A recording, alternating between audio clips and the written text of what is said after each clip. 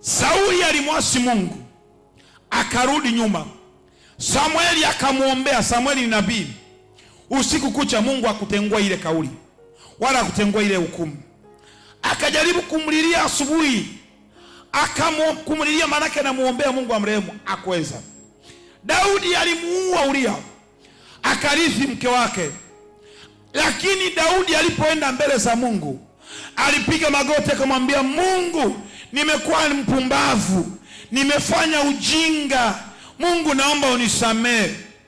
Mungu naomba natubu, nimemuoa mtu asiyekuwa na hatia. Mungu akasikia maombi ya Daudi. Kwa nini alisikia maombi ya Daudi? Daudi alikuwa ni mtu wa kushuka na kunyenyekea hata kama na mwasi Mungu. Amen. Mungu akamwambia endelea mbele. Endelea mbele, nimekusamehe.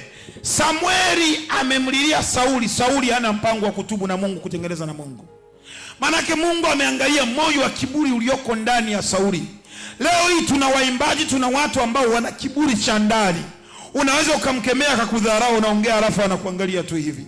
Alafu anategemea kesho na kesho kutwa Mungu amuinue. Uende kwa shetani na akuinue, Mungu atakushusha tu.